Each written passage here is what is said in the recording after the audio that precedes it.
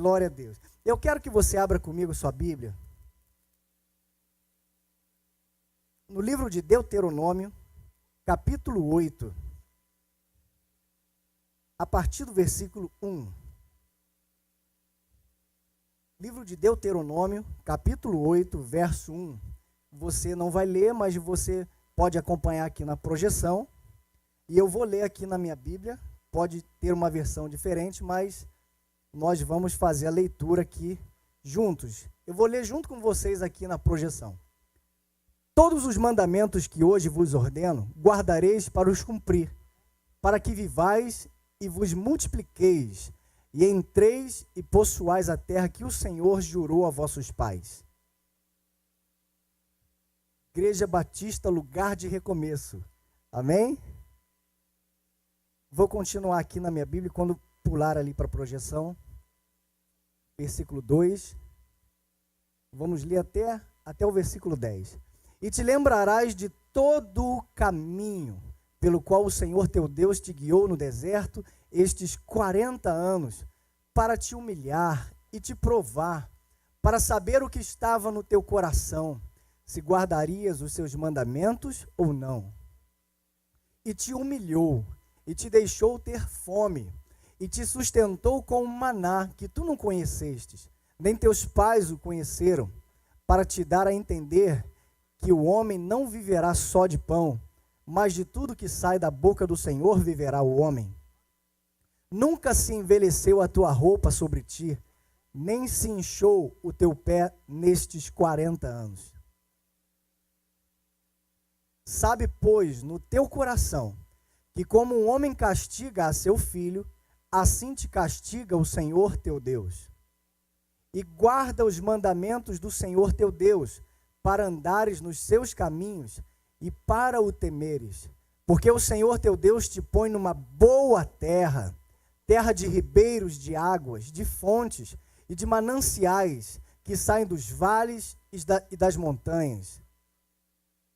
Terra de trigo e cevada, e de vides e figueiras e romeiras, terra de oliveiras, de azeite e mel. Verso 9.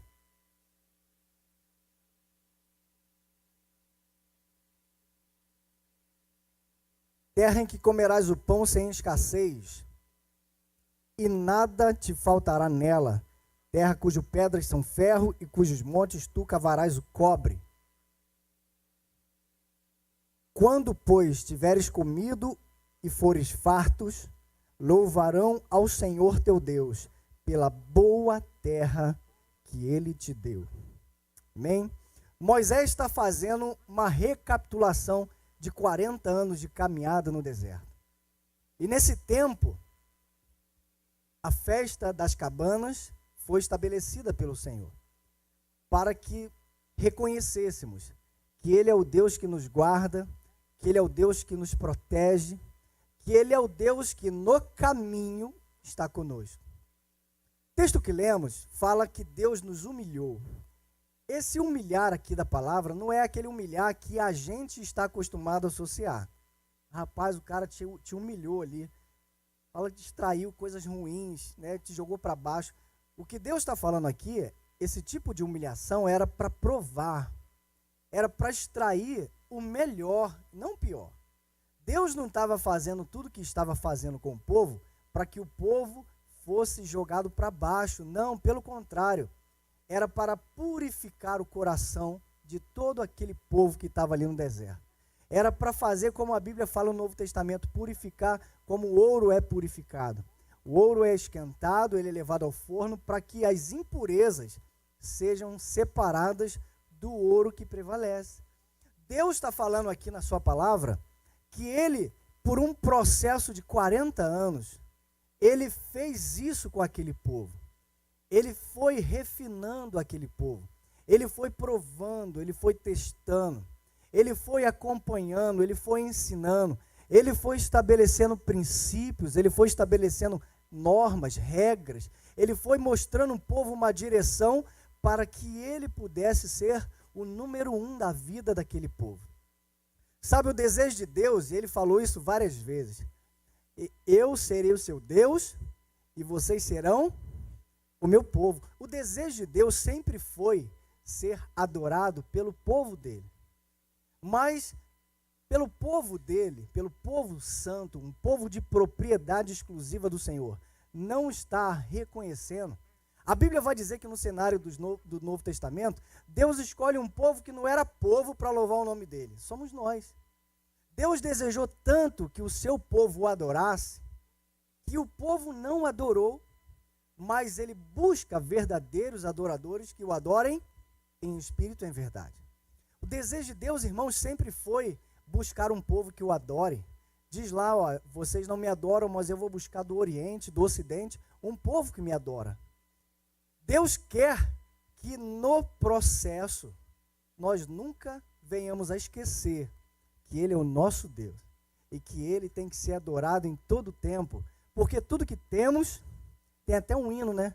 Tudo que temos, tudo que vier a ter, vem de Ti, Senhor. Não é assim que diz o hino?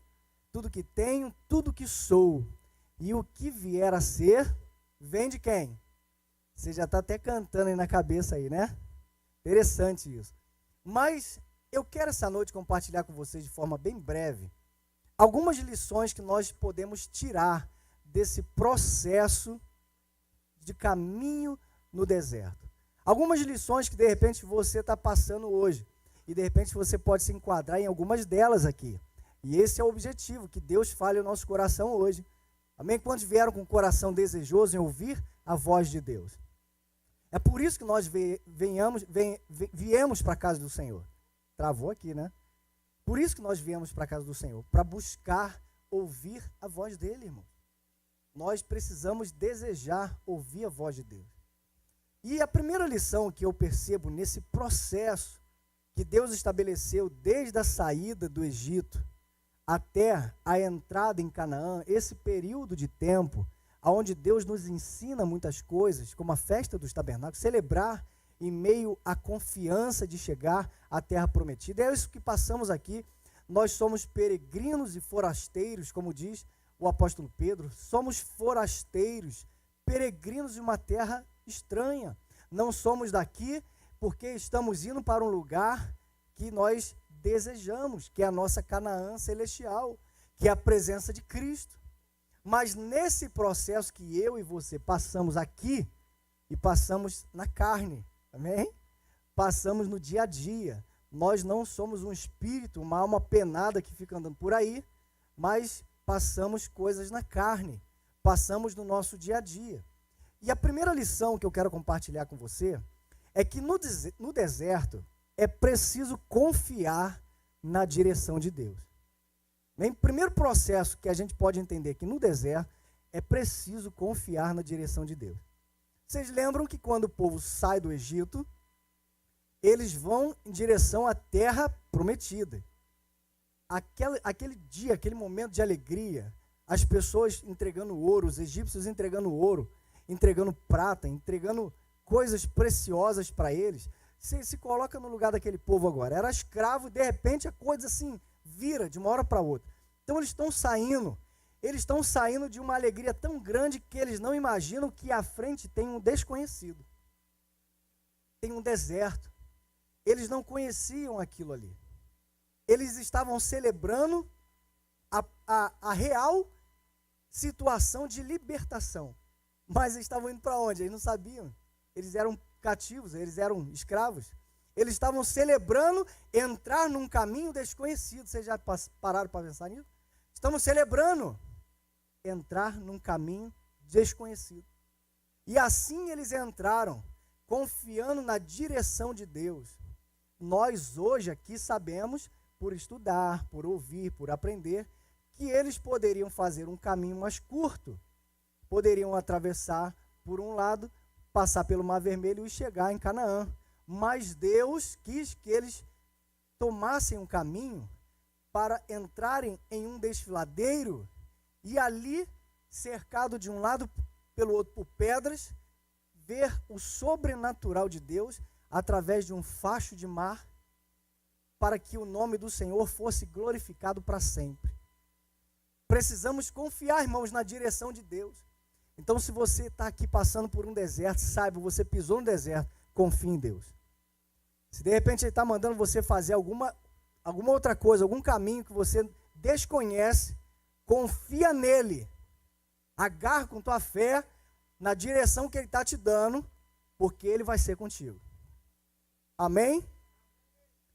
Segundo aspecto que a gente pode aprender aqui, é que deserto é lugar de provisão e de proteção. Irmãos, se tem um tempo que Deus não deixa a roupa se desfazer, a sandália não gastar, é o tempo de deserto. Tem coisas que surgem do nada. O maná, codornizes, água da rocha. Você já parou para pensar nisso? Água da rocha. Você já parou para pensar nisso, irmão? No deserto você vê pedra, você sabe o que é uma pedra. E de repente dentro da pedra sai água. No meio do deserto. Então, deserto, se você está passando deserto, período de dificuldade, escassez, você está andando por um caminho que você não conhece, é desconhecido para você, saiba de uma coisa, Deus com você, Ele vai prover, Ele vai fazer milagre, Ele vai te proteger, Ele vai cuidar de você, não vai acabar, Ele vai providenciar. Não vai secar a fonte, Ele vai aumentar a fonte. Ele vai te surpreender. Porque no deserto, Deus, assim, desculpe a expressão, tira a onda. Deus arrasa, irmãos. Deus, Ele te prova 1, 2, 20, 40 vezes que Ele é o Deus que te provê. E interessante que o nosso lado humano é tão bacana que após um milagre a gente quer outro, não é verdade? Mas Deus sempre provê. Porque o deserto é uma esfera de ação de Deus. Porque no Egito, eles estavam debaixo da provisão, da proteção e da opressão de Faraó. Mas Deus prometeu Canaã. Canaã era o lugar que manava leite e mel. Mas a esfera de ação nesse meio do caminho pertencia a quem? Para pensar, irmãos. Quem é que estava comandando a direção nesse meio aqui? Era Deus. E você está aqui, ó, nesse processo aqui, ó. Se Ele te tirou do império das trevas e te colocou num processo de reino, de luz, de provisão, de presença de Jesus na tua vida, esse meio período aqui, ó, Ele é o teu Senhor.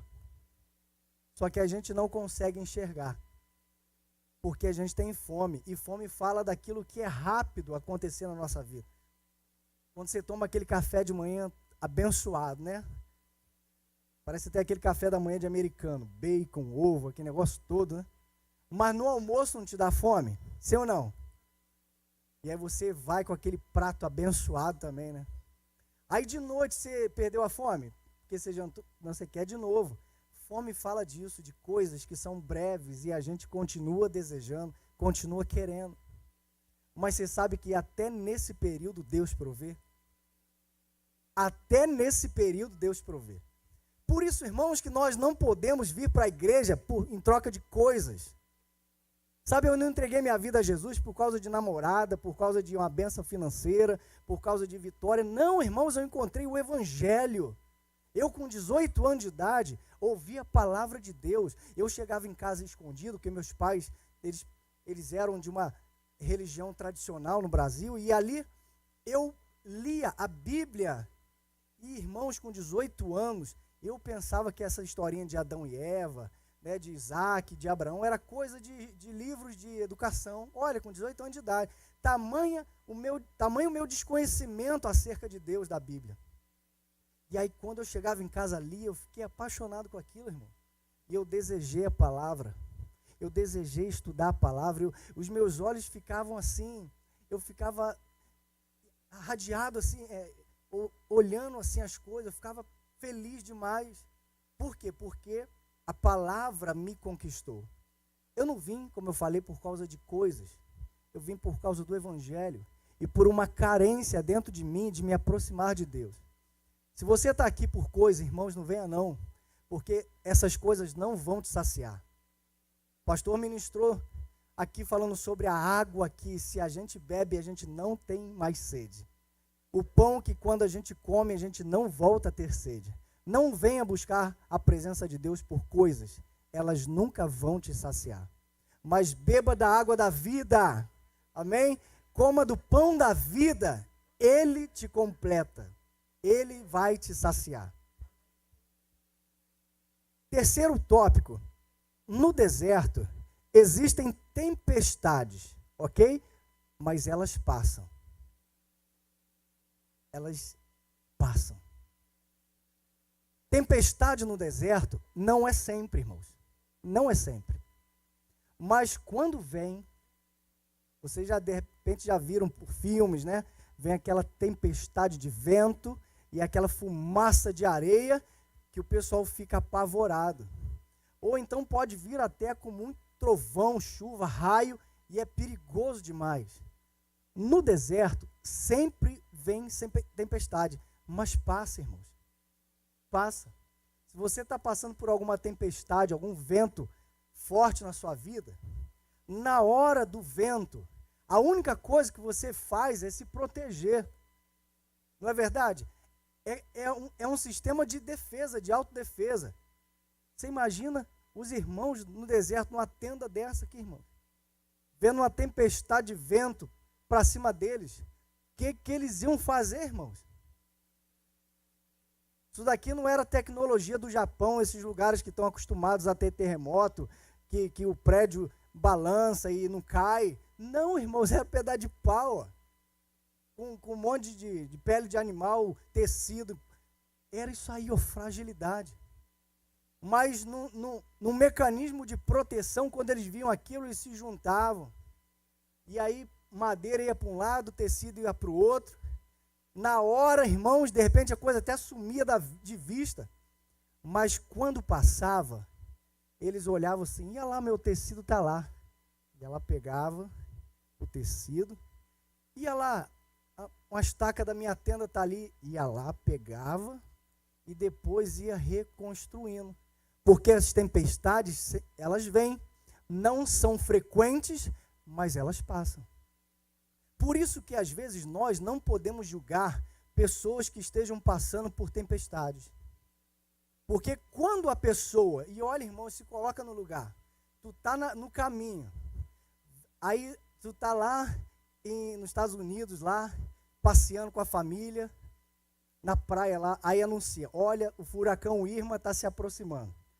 Tá, chegou agora no grau 4, grau 5, e aí tu vê o vento se aproximando, tu vai ficar na areia, irmão? Na beira da praia? Não, eu vim do Brasil aqui para tomar banho, eu não saio aqui dessa praia. Tu vai ficar, irmão? Sim ou não? Claro que não. Ele está aproximando, o tempo já está virando, está todo mundo correndo, tu vai ficar? Não, isso daí é um mecanismo que a gente tem de proteção, a gente corre. Por isso que às vezes pessoas que estão passando por tempestades, elas só querem se proteger.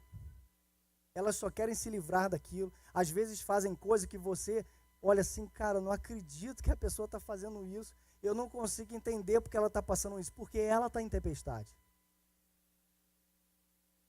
Nesse momento ela só consegue ver que eu preciso fazer alguma coisa para me proteger. Mas quando passar e ela começar a ver que as coisas dela estão pelo caminho, seja um ajudador, deixa eu pegar isso aqui. Comece a montar a vida dela, porque as tempestades vêm, mas elas passam. Elas passam. E quando passam, o sol já está brilhando, o tempo já está firme, e aí a esperança de reconstrução entra no coração de alguém. Quarto item, quarto aspecto, deserto é lugar de milagre. Deserto é lugar de milagre. Quem precisa de milagre aqui essa noite? Irmãos, milagre é bom demais. Rapaz, milagre é um negócio assim, né? Já tem uma frase num DVD muito famosa que milagre não se explica, milagre se vive. É assim, irmão. Milagre é assim que acontece. As pessoas celebrando a Deus estavam no deserto, mas havia milagre. Haviam coisas maravilhosas acontecendo. Milagre. Tempo de deserto é tempo de milagre. Tempo de deserto não é tempo de voltar para o Egito. Tempo de deserto não é hora de olhar para trás, de procurar, eu vou procurar um atalho. Não, é tempo de viver milagres. Tempo de viver milagres, milagres interiores. O maior milagre é você se tornar uma pessoa melhor. Sabia disso? O maior milagre é o camarada tá acostumado a comer cebola lá no Egito e agora comer maná. Porque ele está condicionado a uma coisa e agora Deus vai condicionar ele a outra. Isso é o maior milagre. É acreditar que aquele milagre ali, aquele maná vai providenciar tudo que ele precisa até ele entrar onde ele tem que entrar. Às vezes o maior milagre é a nossa transformação. A gente pede tanto, Senhor, faz o milagre, faz o milagre, faz o milagre. Mas o milagre precisa ser feito em você. É você que precisa enxergar o que todo mundo já viu, mas você não viu ainda. Por isso que milagre é um lugar, irmãos, que a gente não gosta de estar. Mas é um lugar que Deus extrai de nós o melhor. É o lugar que Deus extrai de nós o melhor. Quinto aspecto. Deserto tem limite. Amém? Deserto tem limite. Sabe qual foi o limite daquele povo? O limite para aquele povo? Rio Jordão. Ali, ó. Sabe, tem momentos na nossa vida, não sei se acontece na tua, mas acontece na minha, que você já vê a terra prometida. Você já viu ali. Você já vem sendo trazido por Deus nesse tempo. Deus tem feito coisas na sua vida, providenciado coisas na sua vida, te mostrado que Ele é fiel, Ele te deu direção, Ele está com você, te protegendo. Ele está te mostrando coisas. Mas existe aqui um fator limitador. E você, às vezes, está vivendo isso. Você está numa posição, mas consegue já enxergar outra. Quantos aqui entendem o que eu estou falando? Você está numa posição, mas já consegue enxergar outra. Mas existe um fator limitador aqui. E nesse fator limitador, muitas coisas acontecem. Pode projetar para a gente, por favor? Josué capítulo 1. Versos 1 e 2, esse fator limitador é uma zona de resistência. É um lugar que tanto traz para você esperança, como traz insegurança. Porque você, querendo ou não, se acostumou a muitas coisas. E avançar significa conhecer coisas novas e viver tempos novos. Mas a procrastinação faz com que a gente não avance, porque, querendo ou não, acostumamos a fazer as coisas. Irmãos, quanto potencial existe aqui dentro de nós, aqui na igreja? Quanto potencial existe dentro de você? Você já parou para refletir sobre isso? Hoje eu estava conversando com uma pessoa aqui sobre isso. Perguntei a ela, o que você gosta de fazer? E aí, quando eu perguntei isso para ela, irmãos, a fisionomia dela mudou pensando no que ela gostava de fazer. Sabia disso? O aspecto da pessoa, o rosto mudou, porque eu fiz uma pergunta para ela e ela começou a raciocinar, extrair dela o que ela gosta de fazer. Faraó olhava para o povo de Deus no Egito e chegava à conclusão assim, ó, lógica, olha, a gente precisa fazer alguma coisa para oprimir esse povo, porque eles já são maiores do que nós, eles já são maiores em número. E se esse camarada, esse povo, resolve se voltar contra nós, a gente não tem poder militar para segurar a revolta deles. Faraó, que é tipificação do diabo, ele chegou à conclusão, por observação e por lógica, que o povo de Deus era mais forte do que a resistência que ele podia oferecer. Mas o povo de Deus continuava comendo cebola, continuava tomando chibatada, continuava trabalhando escravo, e eles não conseguiam enxergar o que o diabo já tinha enxergado para eles. Fator limitador, você já viu a terra prometida, mas você ainda está no processo. Então, irmãos, deserto tem limite, amém? Quantos recebem essa palavra no nome do Senhor? Deserto tem limite. Se você está ainda no deserto, mas já consegue ver o outro lado, eu quero te dizer que o sexto aspecto é que sair do deserto quer dizer que se inicia uma nova história. E essa nova história só depende de você. Não adianta orarmos por você aqui, não adianta você campanha em cima de campanha. Tem coisas que Deus faz quando você faz. Josué capítulo 5, verso 12. Deixa eu ler primeiro o texto de Josué capítulo 1, verso 1 e 2. Pode projetar para a gente, por favor? E sucedeu depois da morte de Moisés, servo do Senhor, que o Senhor falou a Josué, filho de Num, servo de Moisés, dizendo: Moisés, meu servo, é morto. Levanta-te, pois, agora, passa esse Jordão, tu e todo esse povo, para a terra que eu dou aos filhos de Israel. Você precisa vencer fatores limitadores. Você precisa entender que você, debaixo da palavra de Deus, vai ultrapassar limites que já estão determinados para o fim acontecer. Você vai fazer esse povo herdar a terra que eu prometi. Josué, você está debaixo da minha palavra. Eu prometi para vocês cuidar de vocês, mas eu quero colocar vocês do outro lado ali, onde os seus olhos estão vendo. Então, meu filho, junta, faz o que você precisa fazer, mas faça, porque eu sou contigo. Irmãos, tem hora que você vai ter que andar para frente, não é para trás não.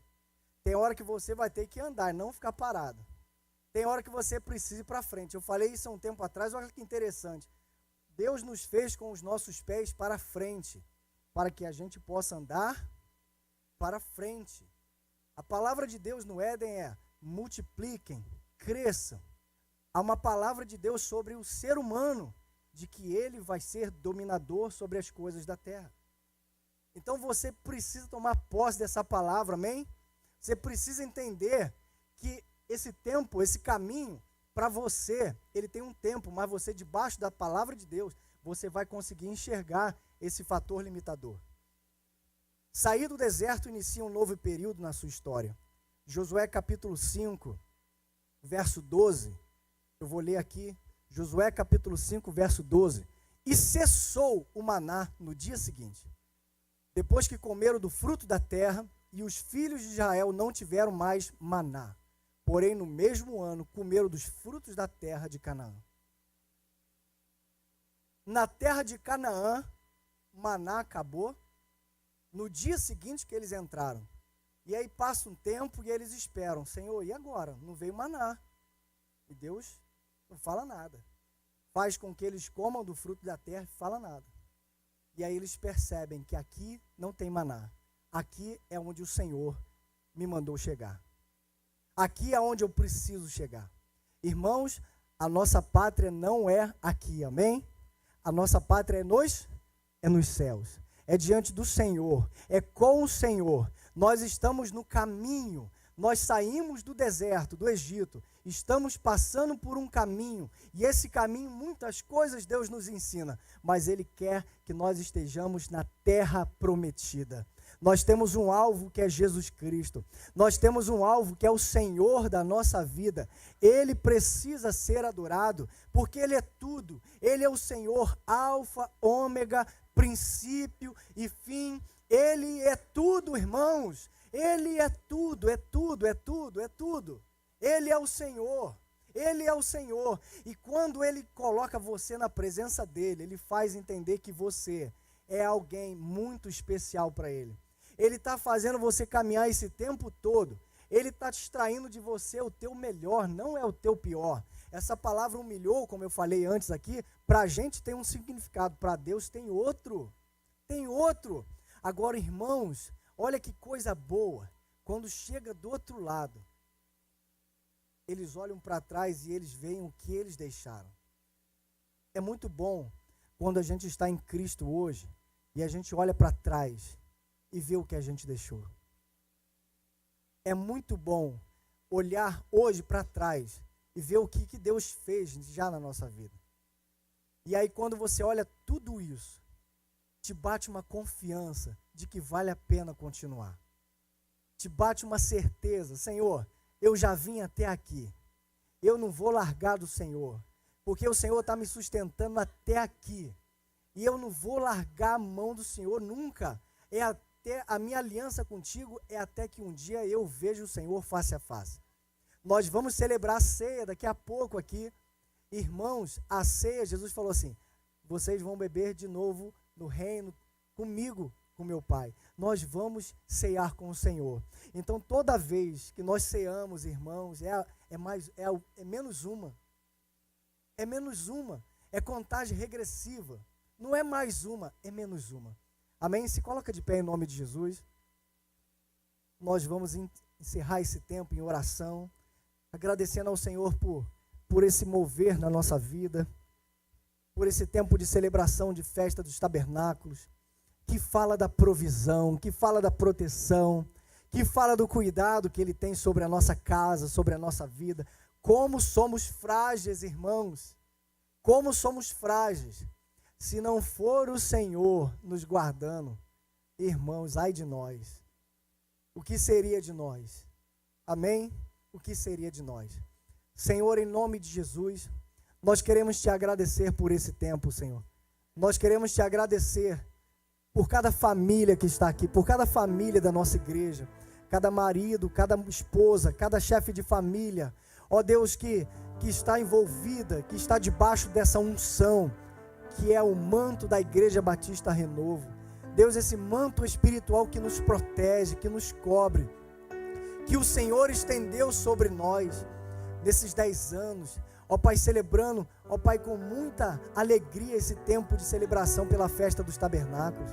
Te agradecemos, Pai, porque nesse caminho de deserto, quando o seu povo estava no deserto dependente do Senhor, muitas coisas maravilhosas aconteceram.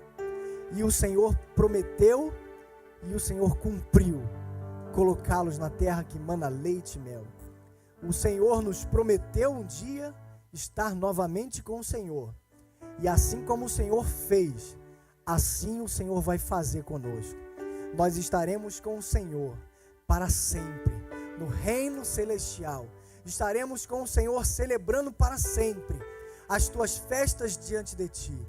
Estaremos para sempre diante do Senhor, renovados, transformados, glorificados, porque o Senhor, Ele é fiel para fazer tudo aquilo que nos prometeu. Amém, irmão? Você pode aplaudir o nome do Senhor Jesus? Aleluia.